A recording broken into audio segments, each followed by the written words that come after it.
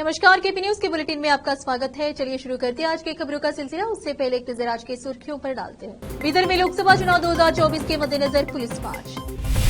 कांग्रेस महासचिव रणदीप सिंह सुरजेवाला ने कहा, भाजपा ने राज्य के साथ अन्याय किया है। सिद्धरामैया डीकेएस ने कर्नाटक को सूखा राहत कोष जारी करने में केंद्र के अन्याय के खिलाफ विरोध प्रदर्शन। लोकसभा चुनाव 2024 पीएम मोदी बेलगावी पहुंचे। राहुल गांधी ने कटक की रैली में पीएम मोदी और नवीन पटनायक पर साधा निशाना। आपके कैंपेन सॉन्ग को ईसी ने किया बैन तो भड़की आतिशी, बोली तानाशाही सही, उसका प्रचार गलत।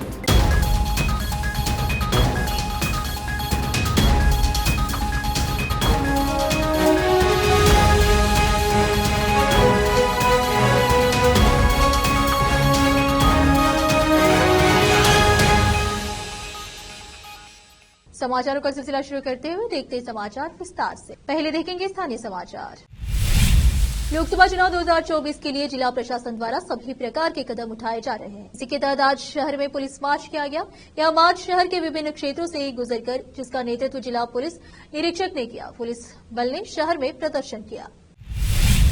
कांग्रेस महासचिव रणदीप सिंह सुरजेवाला ने आज बीदर प्रेस हाउस में भाजपा पर हमला बोलते हुए कहा कि राज्य के लोग भाजपा को खाली कब देंगे, जिसने कर्नाटक के साथ घोर अन्याय किया है, जो कि सबसे अधिक भुगतान करने वाले राज्यों में से एक है। सूखा राहत और राजस्व हिस्सेदारी सहित अन्य मामलों में अन्याय किया है। इस अवसर पर राजशेखर पाटिल, बीदर लोकसभा क्षेत्र के कांग्रेस उम्मीदवार सागर ईश्वर खंडे, नगर प्रशासन मंत्री रहीम खान, विधान परिषद सदस्य भीमराव पाटिल, अरविंद अली, केपीसीसी के कार्यकारी अध्यक्ष वसंत कुमार, पूर्व विधायक अशोक खेणी, पूर्व एमएलसी विजय सिंह, जिला अध्यक्ष बसवराज चापशेट्टी एवं अन्य उपस्थित। कर्नाटक विरोधी है। प्रधानमंत्री और श्री अमित शाह और मोदी सरकार 6.5 करोड़ से अधिक कन्नड़गा भाई बहनों से प्रतिशोध यानी बदला ले रही है। मोदी जी और उनकी सरकार कर्नाटक के आम जनमानस से, विशेष तौर से रायता बंधु हमारे किसानों से नफरत करती है और उस नफरत की आग में धधकते हुए मोदी सरकार कर्नाटक के लोगों और किसानों का नुकसान कर रही है। मोदी जी और अमित शाह जी ने मिलकर कर्नाटक के किसानों को 14,718 करोड़ का सूखे का मुआवजा देने से इनकार कर दिया। कर्नाटक ने मांगा 18,172 करोड़ सूखे का मुआवजा। मोदी सरकार ने एक फूटी कोड़ी नहीं दी। हमने कर्नाटक में किस चीज का मुआवजा मांगा था? कर्नाटक की सरकार ने 13 सितंबर 2023 को, यानी आज से 6.5-7 महीने पहले, कर्नाटक को सूखाग्रस्त, ड्राउट अफेक्टेड डिक्लेयर कर दिया। 22 सितंबर 2023 को, उसके 8 दिन के अंदर हमने भारत सरकार को 18,172 करोड़ 18,172 करोड़ उनसे ड्राउट रिलीफ का मुआवजा मांगा from national disaster relief fund. National disaster relief fund कोई भीख नहीं है। कर्नाटक के लोग जो टैक्स जमा कराते हैं उसका एक हिस्सा एनडीआरएफ में जमा हो जाता है, ताकि कभी किसी प्रांत पर भी प्राकृतिक नेचुरल कैलेमिटी, प्राकृतिक आपदा आए तो पैसा मिल सके। हमने किस चीज के लिए पैसा मांगा था, आपके लिए वो जानना जरूरी है। पहली चीज, कर्नाटक की सरकार ने मेमोरेंडम में लिखा कि 114 लाख एकड़ जो एग्रीकल्चर क्रॉप डिस्ट्रॉय हो गई ड्राउट से, उसका मुआवजा किसान को दिया जाए। दूसरा, कांग्रेस की सरकार ने यह लिखा कि 5 लाख एकड़ कर्नाटक में जो हॉर्टिकल्चर क्रॉप डिस्ट्रॉय हो गई, उसका मुआवजा किसान को दिया जाए। तीसरा, हमने ये मांग की कि 223 कैटल कैंप और 713 फॉडर बैंक जो मवेशी। जैसे ही युगादी त्योहार का समापन होता है, हर जगह आम दिखाई देने लगते हैं। बाजार में तेजी से आ रहे हैं और धड़ाके से बिक रहे हैं। बीदर शहर सहित आसपास के तालुकों और ग्रामों के बाजारों में आम की भारी बिक्री हो रही है। हालांकि फिलहाल आम के आकार और उसके नाम के मुताबिक रेट तय किया जा रहा है। आम की बिक्री अक्सर ठेले और टोकरों में की जाती है। इसके अलावा शहर के कुछ क्षेत्रों में जैसे कि अंबेडकर चौक, मैलू क्रॉस सहित चिनवाड़ा रोड पर सुबह के समय महिलाएं ताजे आम टोकरों में बिक्री करती है। लोग यहां से किलो और टोकरे के हिसाब से आम खरीदते हैं। रसीले आम की कीमत फिलहाल 100 से 150 रुपए प्रति किलो है, तो वही अन्य आम 80 से 90 रुपए प्रति किलो से बिक रहा है। आम के संबंध में मोहम्मद जाहिद सैयद ने विशेष संवाददाता से बात करते हुए बताया कि एक जमाना था जब आम की पूरी तरह पकाने के बाद पेड़ों से उतारा जाता है, लेकिन अब समय बदल गया है। अब आम को पकाने के लिए रासायन का उपयोग किया जा रहा है। बीदर शहर में आम आसपास के ग्रामों और कुछ खास किस्म के आम बाहर से बिकने के लिए आते हैं। रुकती समाचारों का सिलसिला ब्रेक के लिए, जल्द लौटते हैं ब्रेक के बाद। हिंदुस्तान के हर कोने में हम हैं मौजूद। 24 घंटे हालात पर गहरी नजर, खबरों से जुड़े चुपते सवालात और आपको दिखाता है धार्मिक, सामाजिक, राजनीतिक, लोकल और इंटरनेशनल न्यूज की सबसे बेहतर कवरेज जो आपको रखती है हर पल बाखबर। देश और दुनिया भर की खबर के लिए देखते रहें केपी न्यूज 24/7।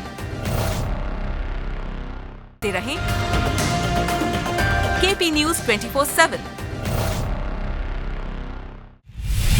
ब्रेक के बाद आपका स्वागत है। आइए देखते हैं राज्य के अन्य समाचार। कर्नाटक के मुख्यमंत्री सिद्धरामैया, उनके डिप्टी डीके शिवकुमार के साथ कई मंत्रियों और विधायकों ने रविवार को धरना दिया और केंद्र सरकार पर सूखा राहत राशि जारी करने में राज्य के साथ अन्याय करने का आरोप लगाया। खालीपन और धोखे का प्रतीक पानी का बर्तन चोंबा हाथ में लिए हुए नेताओं ने केंद्र पर गंभीर सूखे का सामना करने के लिए पर्याप्त राहत जारी न करके कर्नाटक को धोखा देने का आरोप लगाया, जैसे कि पिछले कई दशकों में नहीं देखा गया था। उन्होंने विधान सौदे के परिसर में महात्मा गांधी की प्रतिमा के सामने प्रतीकात्मक धरना दिया, जहां विधानमंडल और सचिवालय स्थित है। राज्य सरकार ने कर्नाटक के कुल 236 तालुकों में से 226 को सूखाग्रस्त घोषित किया है और कहा है कि 48 लाख हेक्टेयर भूमि में फसल का नुकसान हुआ है। सिद्धरामैया के मुताबिक सूखा राहत के लिए 18,171 करोड़ रुपए की मांग के मुकाबले केंद्र सरकार ने केवल 3,454 करोड़ रुपए जारी करने का आदेश दिया, वह भी राज्य द्वारा सुप्रीम कोर्ट का दरवाजा खटखटाने के बाद। प्रधानमंत्री नरेंद्र मोदी रविवार को बीएस येडियुरप्पा मार्ग पर मालिनी सीट में आयोजित रैली के दौरान लोकसभा चुनाव के लिए प्रचार करने के लिए शनिवार रात शहर पहुंचे। बेलगावी संसदीय क्षेत्र से लोकसभा चुनाव के लिए भाजपा उम्मीदवार जगदीश शेट्टार ने हवाई अड्डे पर मोदी का स्वागत किया। मोदी रानी चन्नम्मा के जन्मस्थान बेलगावी तालुके के काकती गांव में आईटीसी वेलकम होटल में ठहरे। मोदी लोकसभा चुनाव में शेट्टर और चिक्कोडी संसदीय क्षेत्र से भाजपा उम्मीदवार अन्ना साहेब जुल्ले के लिए प्रचार करेंगे। कर्नाटक के मुख्यमंत्री सिद्धरामैया ने शनिवार को हासन जेडीएस सांसद प्रज्वल रेवन्ना से जुड़े सेक्स स्कैंडल की जांच के लिए एक विशेष जांच दल एसआईटी गठित करने का फैसला किया। इस बीच मुख्यमंत्री कार्यालय के अनुसार पुलिस को जानकारी मिली है कि प्रज्वल देश छोड़ चुका है। सिद्धरामैया ने एक बयान में कहा, सरकार ने प्रज्वल रेवन्ना के स्पष्ट वीडियो के मामले में एक एसआईटी गठित करने का फैसला किया है। सिद्धरामैया ने कहा, हासन में स्पष्ट वीडियो क्लिप प्रसारित किए जा रहे हैं और प्रथम दृष्टया ऐसा प्रतीत होता है कि महिलाओं का यौन उत्पीड़न जबरदस्ती किया गया है। सिद्धरामैया ने कहा, कांग्रेस सरकार ने कर्नाटक राज्य महिला आयोग की याचिका के आधार पर एसआईटी बनाने का फैसला किया है। फिर से रुकते समाचारों का सिलसिला एक ब्रेक के लिए, जल्द लौटते हैं ब्रेक के बाद। हिंदुस्तान के हर कोने में हम हैं मौजूद। 24 घंटे हालात पर गहरी नजर, खबरों से जुड़े चुपते सवालात और आपको दिखाता है धार्मिक, सामाजिक, राजनीतिक, लोकल और इंटरनेशनल न्यूज की सबसे बेहतर कवरेज जो आपको रखती है हर पल बाखबर। देश और दुनिया भर की खबर के लिए देखते रहें केपी न्यूज 24/7। ब्रेक के बाद आपका स्वागत है। आइए देखते हैं देश के अन्य समाचार। कांग्रेस नेता राहुल गांधी ने कटक की चुनावी रैली में प्रधानमंत्री नरेंद्र मोदी और ओडिशा के मुख्यमंत्री नवीन पटनायक पर निशाना साधा। उन्होंने रविवार को आरोप लगाया कि एक और प्रधानमंत्री नरेंद्र मोदी दिल्ली के अरबपतियों के लिए सरकार चलाते हैं, तो दूसरी ओर ओडिशा के मुख्यमंत्री नवीन पटनायक एक ऐसी सरकार का नेतृत्व करते हैं जो केवल राज्य के चुनिंदा लोगों के लिए काम करती है। राहुल गांधी ने कटक के सालेपुर में एक चुनावी रैली को संबोधित करते हुए दावा किया कि भले ही बीजू जनता दल और भारतीय जनता पार्टी एक दूसरे के खिलाफ चुनावी लड़ाई लड़ रहे हैं, लेकिन वास्तव में वे एक साथ काम कर रहे हैं। इसे साझेदारी कहें या विवाह, बीजेपी और भाजपा दोनों एक साथ है। गांधी ने पटनायक पर निशाना साधते हुए कहा कि भले ही पटनायक मुख्यमंत्री हैं, लेकिन राज्य में बीजेपी सरकार उनके सहयोगी वीके पांडियन चला रहे हैं। जनसभा को संबोधित करते हुए कहा, जैसे प्रधानमंत्री नरेंद्र मोदी ने 22-25 अरबपतियों की सरकार केंद्र चलाई, वैसे ही यहाँ नवीन पटनायक चुने हुए लोगों की सरकार चलाते हैं। इसका पूरा का पूरा फायदा मुट्ठी भर लोगों का होता है, बाकी जनता देखती रह जाती है। तेलंगाना में भाजपा और बीआरएस की शादी थी, वहां पर हर रोज उनकी बारात निकलती थी कि भाजपा और बीआरएस एक है, और अगर विपक्ष का कोई काम कर रहा है तो वो कांग्रेस पार्टी कर रही है। चुनाव आयोग ने आम आदमी पार्टी के कैंपेन सॉन्ग को बैन कर दिया है। दिल्ली सरकार में मंत्री आतिशी ने चुनाव आयोग के इस कदम की आलोचना की है। उन्होंने प्रेस कॉन्फ्रेंस करते हुए कहा कि यह तानाशाही सरकार के लक्षण है। उन्होंने कहा कि जब भारतीय जनता पार्टी ईडी और सीबीआई का प्रयोग कर आचार संहिता के दौरान विपक्ष के नेताओं को जेल में डालती है तो उससे इलेक्शन कमीशन ऑफ इंडिया को कोई आपत्ति नहीं, लेकिन जब आम आदमी पार्टी उनको गाने में लिख देती है तो उस पर चुनाव आयोग को बहुत आपत्ति है। आतिशी ने कहा, वे कहते हैं जेल का जवाब वोट से देंगे। ये सत्तारूढ़ पार्टी और एजेंसियों को बहुत पुआर लाइट में दिखाता है। सीबीआई के डायरेक्टर को नहीं बदलेंगे, ईडी के डायरेक्टर को चुनाव के दौरान नहीं बदलेंगे, आप इनकम टैक्स के डायरेक्टर को चुनाव के दौरान नहीं बदलेंगे, उनके विपक्ष पर हमले को नहीं रोकेंगे। लेकिन अगर कोई प्रचार में कह दे कि झूठी गिरफ्तारियां हो रही है तो चुनाव आयोग को आपत्ति है।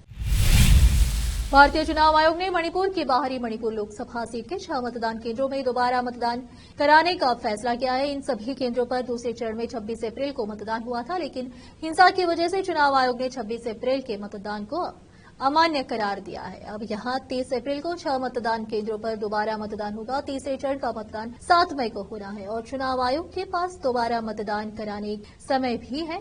मणिपुर में मेती और कुकी समुदाय के बीच तनाव के चलते लगातार हिंसा हो रही है। इसी वजह से यहां मतदान कराने में चुनाव आयोग को खासी परेशानी झेलनी पड़ रही है। राज्य में 2 लोकसभा सीटें और यहां 12 दिन के अंदर चौथी बार मतदान होगा। मणिपुर में पहली बार 19 अप्रैल को मतदान हुआ था, इसके बाद 11 बूथ पर 22 अप्रैल को दोबारा मतदान हुआ। 26 अप्रैल को दूसरे चरण का मतदान हुआ और अब 30 अप्रैल को भी यहां 6 पोलिंग बूथ पर मतदान होना है। मतदान का समय सुबह 7 बजे से शाम 4 बजे तक रखा गया है। भारत के विभिन्न हिस्से में मौसम तेजी से बदल रहा है। कहीं भीषण गर्मी ने लोगों की परेशानी बढ़ा दी है तो कहीं बारिश ने राहत दी है। इस बीच मौसम विभाग ने एक बार फिर लू का अलर्ट जारी किया है। मौसम विभाग ने 30 अप्रैल तक देश के पूर्वी और दक्षिणी क्षेत्रों में भीषण गर्मी की चेतावनी जारी की है। मौसम विभाग के मुताबिक 30 अप्रैल से गंगा के तटवर्ती पश्चिम बंगाल के कई स्थानों, उड़ीसा के कुछ हिस्सों और उप हिमालय पश्चिम बंगाल के अलग अलग इलाकों में लू से लेकर गंभीर लू की स्थिति बनने की संभावना है। मौसम विभाग के मुताबिक अगले 4 दिनों के दौरान बिहार, झारखंड, तेलंगाना, रायलसीमा, आंतरिक कर्नाटक, तमिलनाडु, पूर्वी उत्तर प्रदेश में अलग अलग इलाकों में लू चलने की संभावना है। आज से 29 अप्रैल के दौरान कोंकण, गोवा और 28-30 अप्रैल के दौरान पश्चिमी उत्तर प्रदेश, तटीय आंध्र प्रदेश और यनम में भी इसी तरह के मौसम की संभावना है। झारखंड के अधिकांश हिस्से में तापमान 40 डिग्री सेल्सियस से अधिक रहने की संभावना है। वहीं आज पंजाब, हरियाणा, चंडीगढ़, दिल्ली में आंधी तूफान के साथ छिटपुट बारिश हो सकती है। एक बार फिर से रुकते हैं एक ब्रेक के लिए, जल्द लौटते हैं ब्रेक। हिंदुस्तान के हर कोने में हम हैं मौजूद। 24 घंटे हालात पर गहरी नजर, खबरों से जुड़े चुपते सवालात और आपको दिखाता है धार्मिक, सामाजिक, राजनीतिक, लोकल और इंटरनेशनल न्यूज की सबसे बेहतर कवरेज जो आपको रखती है हर पल बाखबर। देश और दुनिया भर की खबर के लिए देखते रहें केपी न्यूज 24/7। ब्रेक के बाद आपका स्वागत है। अब देखते हैं अंतर्राष्ट्रीय समाचार। जो चीनी राज्य मीडिया के अनुसार दक्षिणी चीन के 19 मिलियन लोगों के शहर गुआंगझो में शनिवार को आए भीषण बवंडर में अब तक कम से कम 5 लोग मारे गए और 33 से ज्यादा लोग घायल हो गए। चीनी समाचार एजेंसी सिन्हुआ के अनुसार अधिकारियों का कहना है कि 141 फैक्ट्री की इमारतें क्षतिग्रस्त हो गई, लेकिन कोई भी आवासीय घर नहीं गिरा। इसमें कहा गया है कि बवंडर की तीव्रता स्तर 3 पर थी, जो उच्चतम स्तर 5 से 2 कम है। गुआंगझो शहर हांगकांग से लगभग 80 मील 130 किलोमीटर दूर गुआंगडोंग प्रांत की राजधानी है। मीडिया एजेंसी सिन्हुआ की रिपोर्ट के अनुसार वयन जिले के लियांगटियन गांव में एक मौसम केंद्र जहां बवंडर आया था, वहां से लगभग 1.7 मील की दूरी पर स्थित है। बताया गया कि बवंडर के दौरान 20.6 मीटर प्रति सेकंड की अधिकतम हवा की रफ्तार दर्ज की गई थी। रात 10 बजे तक स्थानीय समय अनुसार खोज एवं बचाव अभियान समाप्त हो गया था। रूस में राष्ट्रपति पुतिन के धुर विरोधी रहे एलेक्सी नवलनी की भले ही मौत हो चुकी है, लेकिन उनका एंटी क्रियाल क्लब अभी भी जारी है। यह देखकर रूस की सुरक्षा एजेंसियां भी हैरान है। इस मामले में अब रूस की सरकार ने विपक्षी नेता एलेक्सी नवलनी द्वारा स्थापित एक समूह के लिए काम करने के आरोप में 2 पत्रकारों को गिरफ्तार कर लिया है। रूसी अदालत ने जांच पूरी होने एवं मुकदमा चलने तक उन्हें हिरासत में रखने का शनिवार को आदेश दिया है। बता दें कि रूस के विपक्षी नेता नवलनी की फरवरी में मौत हो गई। इन पत्रकारों को अतिवाद के आरोप में गिरफ्तार किया गया है। हालांकि गिरफ्तार किए गए पत्रकार कॉन्स्टेंटिन गैबो और सर्गेई कार्लिन दोनों ने इन आरोपों से इनकार किया है। दोनों को मामले में कोई सुनवाई शुरू होने से पहले कम 2 महीने तक हिरासत में रखा जाएगा। रूसी अदालतों के अनुसार चरमपंथी संगठन में भागीदारी के आरोप साबित होने पर उन्हें कम से कम 2 साल और अधिकतम 6 साल कारावास की सजा हो सकती है। रूस में सरकार के खिलाफ आवाज उठाने वालों और स्वतंत्र मीडिया पर सरकारी कार्रवाई पिछले कुछ वक्त में तेज हुई है और इन कार्रवाई में यूक्रेन पर रूस के हमला करने के बाद से और तेजी आई है। इसी क्रम में इन पत्रकारों को गिरफ्तार किया गया है। गैबो और कार्लिन पर नवलनी के फाउंडेशन फॉर फाइटिंग करप्शन द्वारा चलाए जा रहे एक यूट्यूब चैनल के लिए कार्यक्रम तैयार करने का आरोप है। इस चैनल को रूसी अधिकारियों ने गैर कानूनी घोषित कर दिया है। अदालत की प्रेस सेवा ने बताया कि गैबो को मास्को में हिरासत में लिया गया है। फिर से एक नजर सुर्खियों पर। बीदर में लोकसभा चुनाव 2024 के मद्देनजर पुलिस मार्च। कांग्रेस महासचिव रणदीप सिंह सुरजेवाला ने कहा, भाजपा ने राज्य के साथ अन्याय किया है। सिद्धरामैया डीकेएस ने कर्नाटक को सूखा राहत कोष जारी करने में केंद्र के अन्याय के खिलाफ विरोध प्रदर्शन। लोकसभा चुनाव 2024 पीएम मोदी बेलगावी पहुंचे। राहुल गांधी ने कटक की रैली में पीएम मोदी और नवीन पटनायक पर साधा निशाना। आपके कैंपेन सॉन्ग को ईसी ने किया बैन तो भड़की आतिशी, बोली तानाशाही सही, उसका प्रचार गलत।